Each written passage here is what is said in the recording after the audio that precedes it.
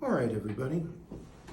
So, in this next series of videos, what we're going to take a look at are 20 of the most common mistakes that people tend to make regarding grammar in collegiate or undergraduate at the university writing.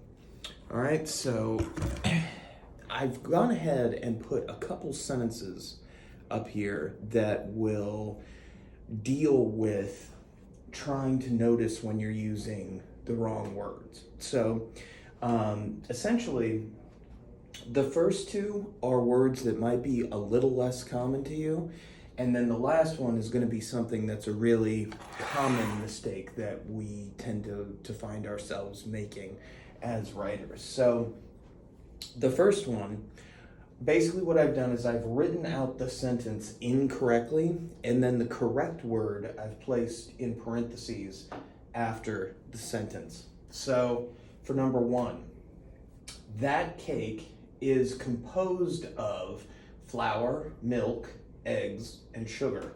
And believe me, I'm really terrible at making cakes. I'm a pretty good cook, but I'm really terrible at making cakes. So I know there's more that goes into cake batter than that, but so we have the word here, composed. All right, so to compose something is to create or bring it together, kind of like a musical composer. They start from scratch, and that could be relevant here, but it's not really in the right, it's not really in the right frame that we kind of want to put this in. So instead of composed, what we really want to use is the term comprised, which means to be made up by. So the cake is comprised of milk, flour, eggs, and sugar.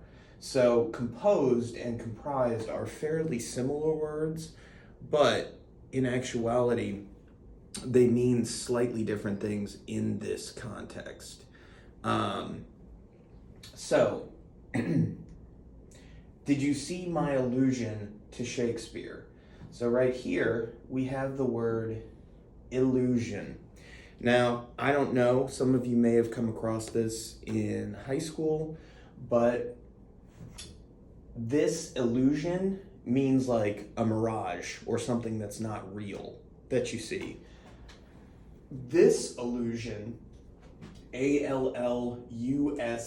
Allusion, is a literary term that means to make reference to something.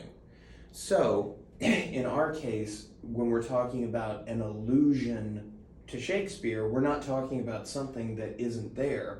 We're talking about a reference to one of Shakespeare's works. So, for example, an allusion to Shakespeare might be calling something a Romeo and Juliet situation, where you're talking about how two people can't be together because their families are fighting, or you might use it to reference the situation at the end of the play or the movie, if you've seen the movie, where Romeo thinks Juliet is dead, and so he drinks the poison, but he's not really dead. She's not really dead, and so when she wakes up, she thinks that he killed himself for her, and then she kills herself. So anyway, an allusion to Shakespeare would be a reference to something that he's fairly famous for. You can also make allusions to the Bible, to the Quran, to a lot of religious texts, and several authors. If anybody is into Harry Potter, you might make some sort of reference to the Goblet of Fire or something like that, or the Marauders map. That might be an allusion to J.K. Rowling. So anyway, this is another situation where we are taking a look at what exactly we're making reference to, as opposed to this, which tends to equal not real.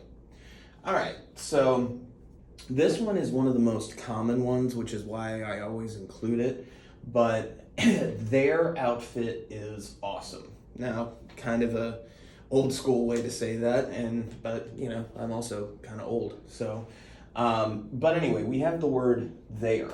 Now, I'm sure most of you are sitting here going, of course we know that that doesn't mean, they are, but what we're talking about is this indicates place or destination or the physical location of an object. So, my backpack is over there, as opposed to THEIR, which indicates possession, theirs. It's in like it belongs to them.